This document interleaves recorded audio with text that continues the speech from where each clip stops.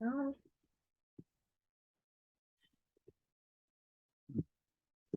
Now, I was going to start with a question just to you in terms of how you'd like your name to be read. T. Michael Peay, Judge, well, how, Yes, Judge T. Michael Peay, I'm glad I asked. yes. By the way, see this Oh, let me see. Ralph bunch, Bunch. Oh, interesting. a mentor of mine. Oh, I love it so much. I got to meet him and shake his hand in my life. Did you make the pen? No, this was purchased. Purchased. I think this was, the U.S. Postal Service issued a stamp, a commemorative see. stamp after him. And as part of the things that they did, they made available pens. And I was able to find one and get one. I love that so much. So you're all prepared. So Yes. Judge T. Michael Peay. Yes, Okay, great. Shall we start? I'm ready. I'm Rosemary Trainer. I'm the Senior Associate Director here at SAIS. I'm joined today with Judge T. Michael Peay for his SAIS oral history interview. Welcome, Judge Peay. Well, thank you, Rosemary. It's been a pleasure working with you. I know it took a bit of time for us to put this together, but Happy to be here. you have the patience of Job on steroids. Well, thank you. I'm so looking forward to learning about your time at SAIS and thereafter. Why don't we start with what brought you to SAIS? Yes, because, well, I had spent my junior year abroad in Paris as part of an international exchange program. It was a full academic year for credit. The Institute of European Studies, based in Chicago. I'd won a national scholarship. It was a half scholarship. I had to take a French exam that was given on some Saturday, and I came in number 2 in the country and won a scholarship, a half scholarship.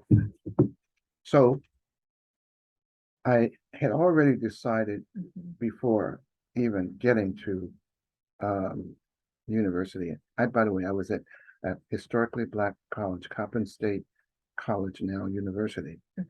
I had already decided that I was going to go into the field of international relations. It was people like this person here, Ralph Bunch, who I had seen on TV as a youngster, getting his Nobel, first African American to get a Nobel Peace Prize for his mediation of a dispute between Egypt and Israel in 1948. And it was all the reasons that contributed, including growing up in a multi-ethnic city like Baltimore, Maryland, that gave me this, at a young age, this broad and impactful international perspective and dimension to my life.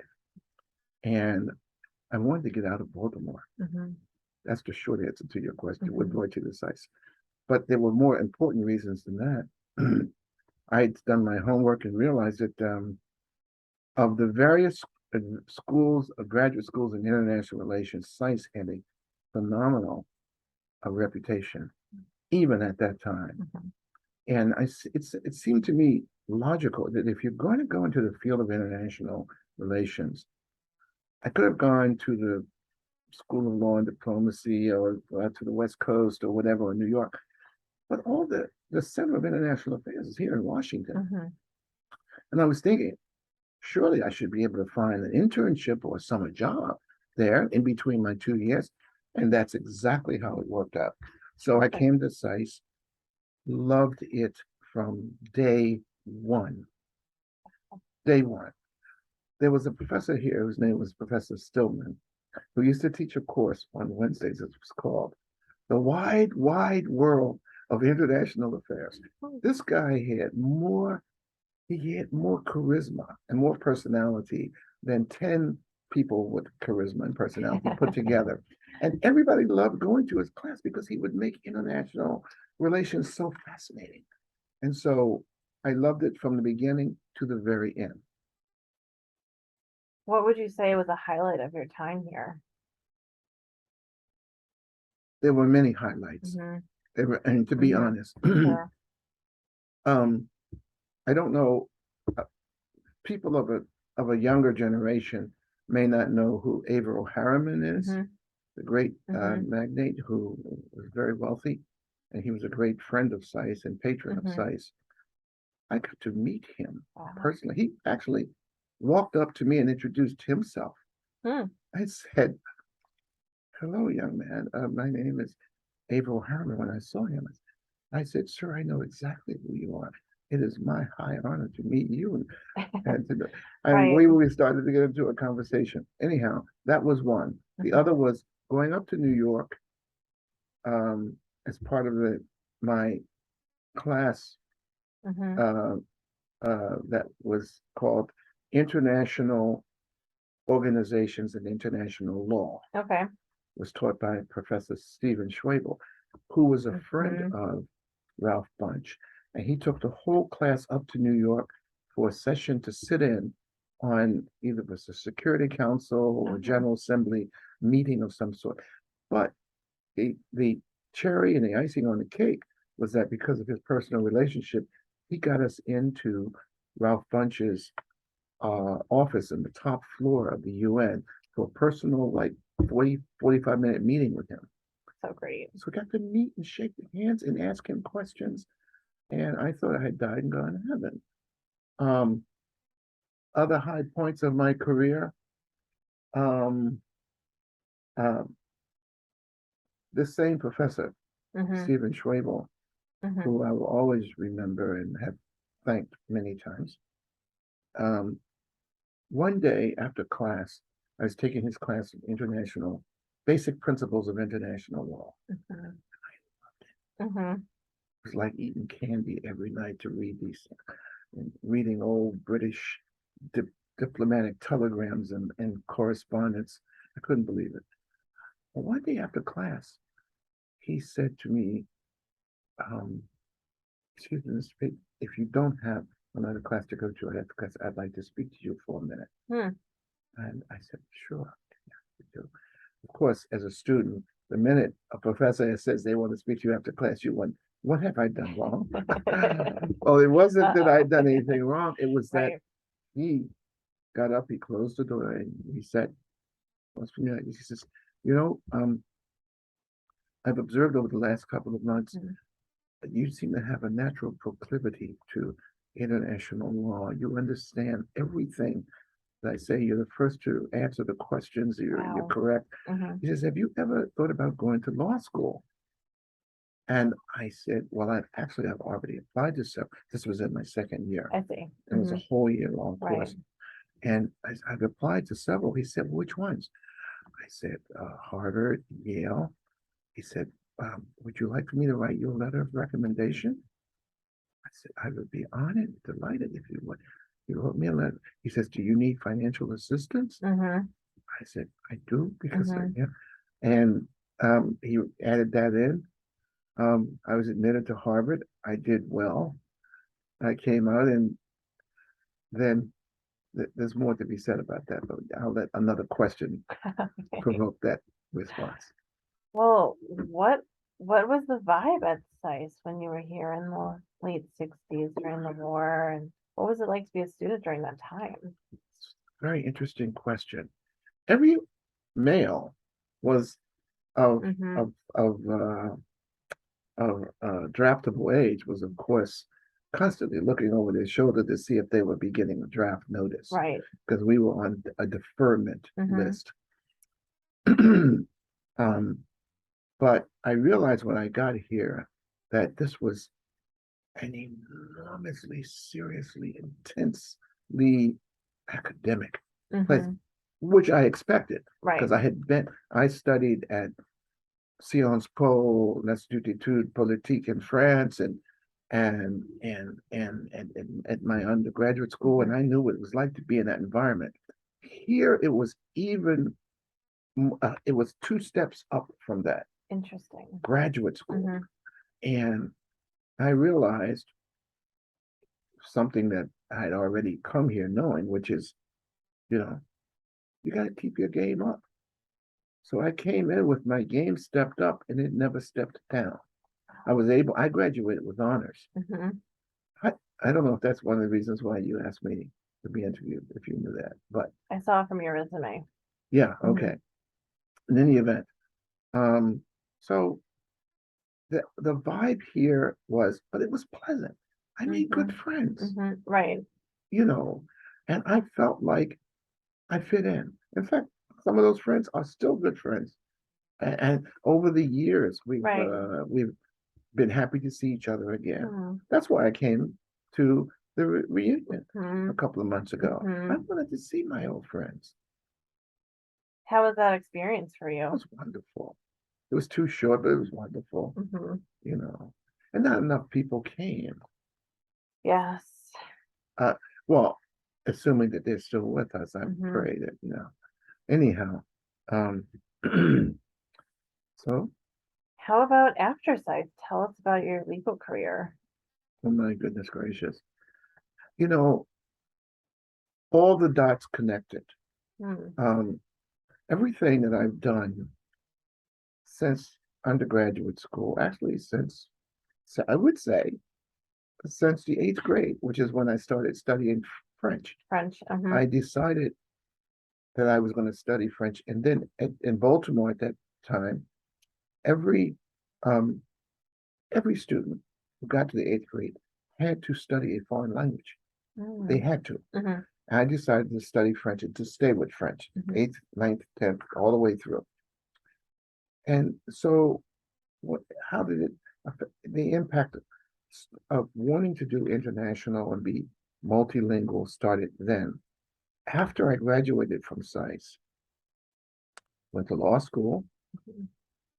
and of course I had to take fundamental law. The only I wanted to take a class at Harvard that was called Chinese Perspectives on International Law, which that was at the point when China was coming out of its sort of mole, his cave, and they were trying to figure out how they fit into the modern world and Right. international legal systems. Mhm. I couldn't get into that class because it was overbooked. But when I came out of, I graduated, took the bar exam, passed the bar exam. I was working at one of the uh, top three law firms. I had gotten recruited there. I'd spent my second year after law school as an intern, as an intern attorney at that law firm. At the end of the summer, they offered me a full-time position. So I went into my third year of law school with a job. Fantastic. It was just wonderful. But they didn't have an international law practice at interesting. that time. So I was there for 2 years. Well, the first opportunity that I had to do international law came to me. I wasn't looking for, I didn't know it existed. I was asked by somebody to head up the the national program of a very prominent public interest law firm still in existence, called the Lawyers Committee for Civil Rights Under Law. They had what they called the Southern Africa Project that was devoted to combating apartheid in three countries. Of course, starting in South Africa, Southern Rhodesia, now Zimbabwe, Right. and Namibia, but not fighting it on political terms, using law to undermine the regime, which I managed to do in the 2 years in two very important cases that I handled, including stopping the South African government from getting additional weapons grade uranium to be used in their nuclear plants because they were trying to build a bomb to threaten neighboring Black countries to prevent them from taking over or combating apartheid and bringing down that regime.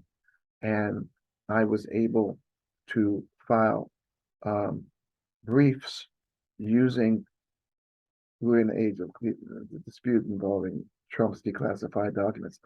I got 12 boxes of previously highly classified documents from the State Department based on a Freedom of Information Act request that gave me the smoking gun evidence that I needed to prove that the United States government was saying one thing publicly about non-proliferation of nuclear weapons and how awful the South African regime was. But under the table, every time the South Africans would ask them to allow the South Africans to bring um, enriched uranium into the United States to be upgraded to weapons grade, every time we said yes. And the documents that I got proved that. We filed a brief. On the day we filed it, I gave a copy of the brief to the Washington Post and a copy of the brief to the Department of State legal office and said, we just want you to know that we've intervened in this Nuclear Regulatory Commission proceeding to stop this.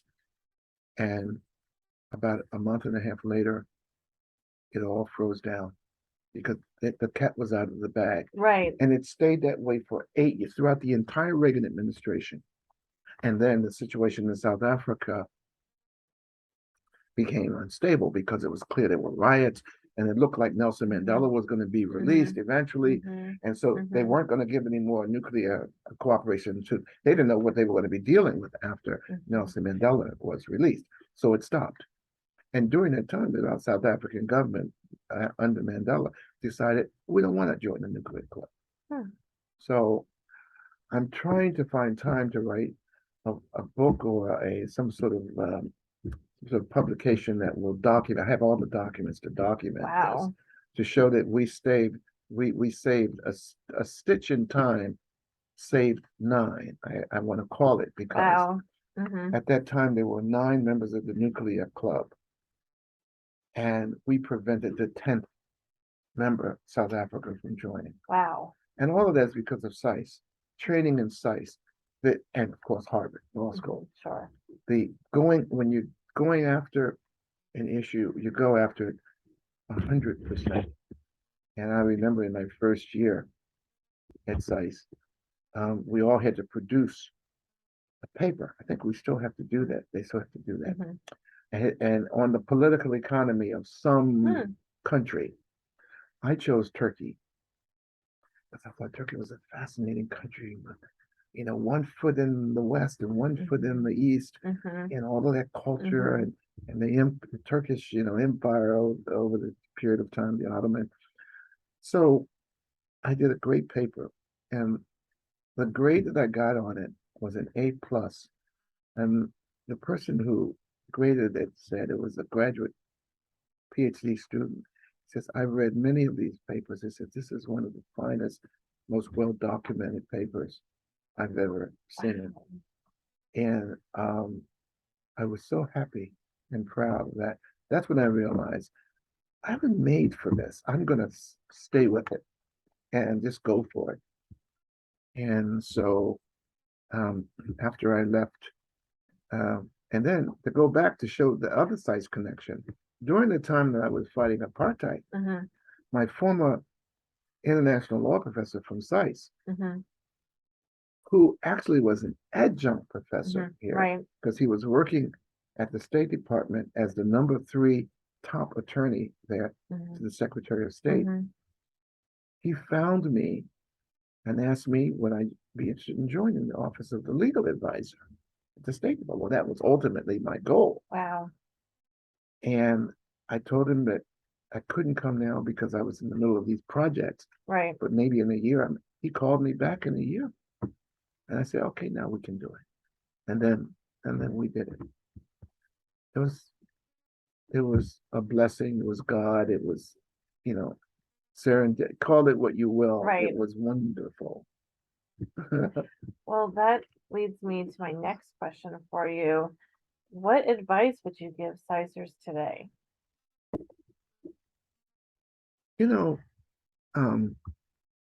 And it's a principle, and it's really a kind of a little jingoistic saying that became popular 30 years ago when the Army was trying to recruit new young people to come in.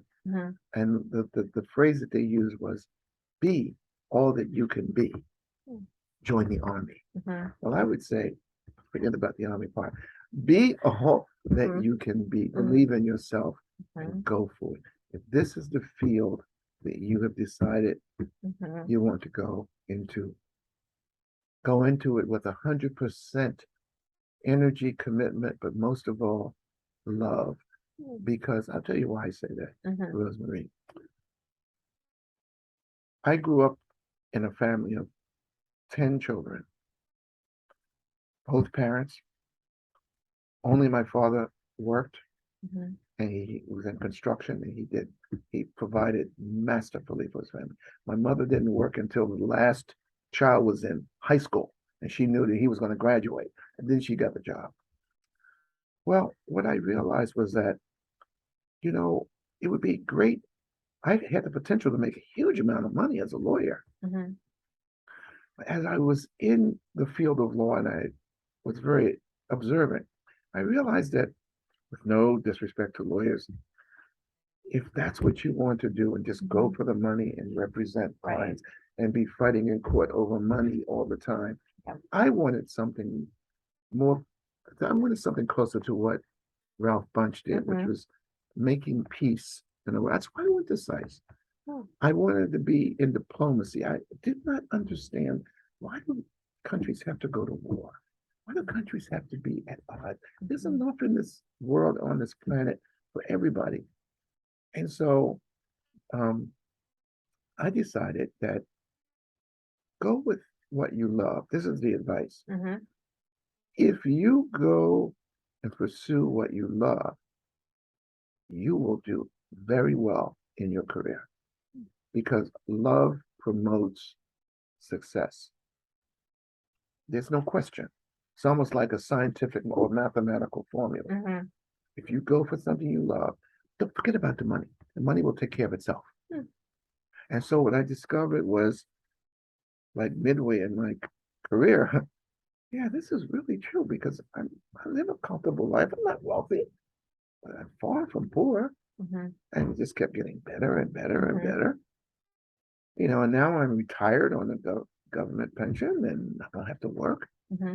I'm enjoying life, and I'm sitting as a judge on this court. They don't pay very much money at all. It doesn't matter.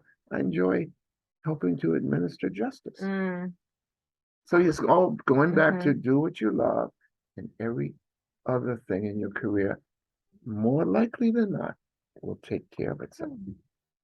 Thank you for that. We are coming up on our last question, which might be a hard one. Describe SAIS to us in one word. In one word, I would say,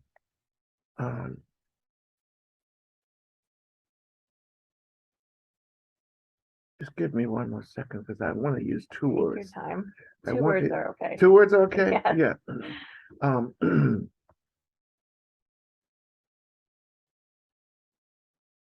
It's demand. It's an appropriately demanding academic environment. Appropriately demanding.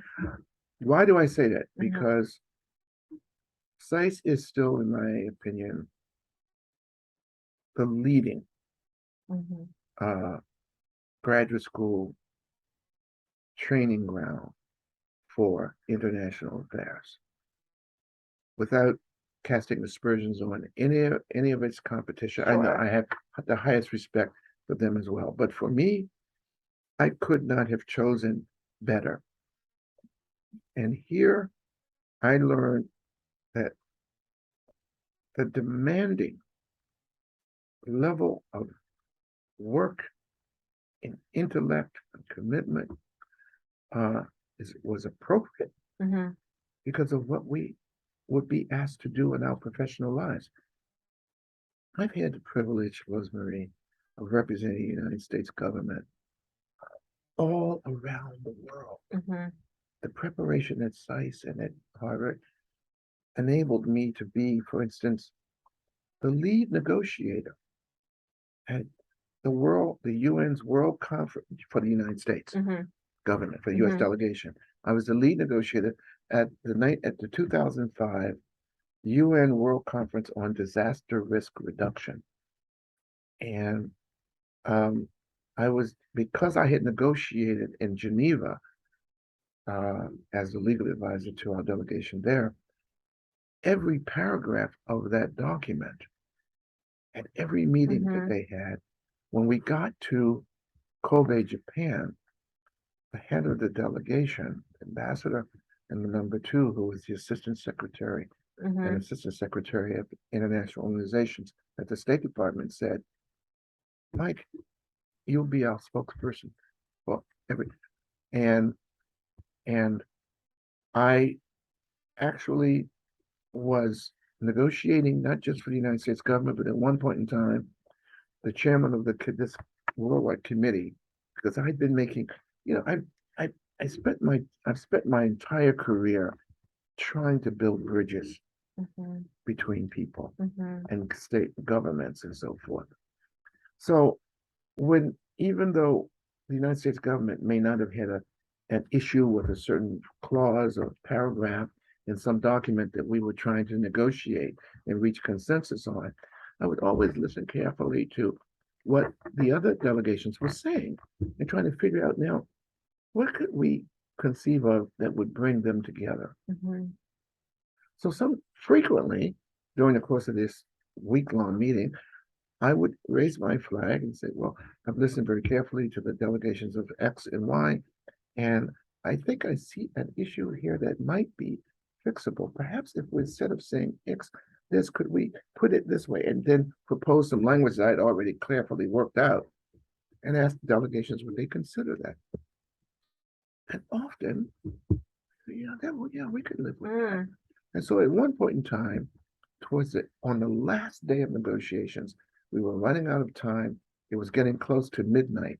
The chairman of that committee, the drafting committee, had realized that India and Bangladesh were in this intractable dispute over how we should define the responsibilities of two riparian states that share a common river boundary, and what the upriver boundary obligations were for the person versus the downriver obligations and the impact of upriver activity on downriver activities and impacts. And long story short, the chairman said, well, we're running out of time. We have to resolve this. He says, may I ask the delegate from the United States if he could meet privately with these two delegations and see if he can work out something with them? Right. I said, I'd be happy to. The chairman was from Norway or Finland, and I've forgotten which country. And we went into a private room and I let them talk. I said, tell me what your main concern is on this issue. Tell me what your main concern is. And then we started. And in 40 minutes, we worked out a solution and they adopted it. And we were able to finish. So all of that was because of appropriate demanding culture at SAIS. You see? I do. Getting you ready you don't know what's waiting for you out there, but every time, every time you were ready. I'll say one of the things, one of the things that was very comical to me, to a certain, it really was comical, was that because I had spent a year in France studying, and preceded by all those other years of studying, my French was very fluent, as it still is now, okay? So when I get to SAIS, at the end of the first semester of my first year, I said, I should take the exam to see, because I don't need to be taking French. So I took the exam and I passed it. And every time my faculty advisor, Dr. Vernon McKay, he would go over my upcoming classes for the next semester. He says, but what about your foreign language? I said, oh, perhaps I forgot to remind you that I passed that at the end of my first semester. Really? Yeah. And then at the end of the first semester of the second year, the same question. At the end, he could never get it around his mind. Which opened up all that additional time for me to study. And so, last story, one, I found myself as the head of the U.S. negotiating team, negotiating the first law enforcement cooperation agreement with an Arab and a Muslim country, Morocco, 1983. The Justice Department said, we like this country, we want to cooperate with them. And so they sent us to Morocco, Rabat, and said, you must negotiate this agreement in 11 days, because on the 12th day, the Attorney General of the United States is coming here to sign this document with the King of Morocco. We get to the first day of the negotiations, and the head of the Moroccan delegation says, I have an unfortunate piece of news to inform you of. The simultaneous interpreters that we had contracted for are delayed, going to be delayed 3 days, maybe 4 getting here, because the conference that they were working in Asia got extended at the last minute, and they're committed, and we haven't been able to find UN level quality professional simultaneous interpreters. I said, we don't know what we're going to do. So I said, well, how many of your delegation speak enough English that we? None. I can tell you none of us speaks French. But isn't, under your constitution, because I had done my homework, I had read the constitution, isn't French one of the official languages along with Arabic in your country? Yes. Can we negotiate these days in French? And he says, yeah, he was surprised. Right. I said, I speak fluent French. And so we started going paragraph by paragraph through the document. Every time they would make an intervention, I'd have to take copious notes so I could tell my delegation what he said. And then we'd have to decide what we were going to say, and then have to go back. I almost had a huge headache, a migraine headache. But after 4 days, finally they arrived. But we got the work done on time, appropriately demanding. Appropriately demanding. Well, Judge Peay, it's so wonderful talking with you today. Anything else you'd like to include in your oral history that we haven't addressed yet? Yes, my original hope that I would be able, by coming to SAIS and coming to Washington, to get summer jobs in the field of international relations, turned out to be true, because in the summer after my first year, I found myself as the assistant desk officer for Nigeria at the Department of State, working with a wonderful Foreign Service officer whose name was Ray Locke. And I did very well there. The State Department invited me back the summer after my second year, which was the summer just before I started my first year of law school. I worked in the executive secretariat, which is part of the Secretary of State's office on the 7th floor.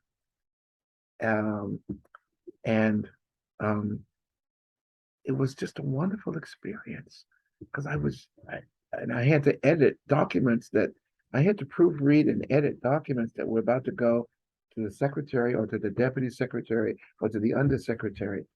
And where there were errors or something that was missing, I had the power to send it back to the office and said, this needs to be improved or corrected in this respect or that respect. It was unbelievable. So I am eternally grateful to SAIS. By the way, I made we talked about the money, a donation last year. We can talk more about that. We can, yes. Anything else you'd like to share with SAISers? Anything else we didn't cover? I think, let's see, I think that pretty much sums it up. Although there's always something that later on and we'll say, oh, I should have said that, but that goes with the territory. Well, Judge Peay, thank you so much. It's been a pleasure today. Thank you is equally, if not more so, my pleasure. And you're a great interviewer, and I appreciate all of your softball questions. Okay, great. Well, I will just end this.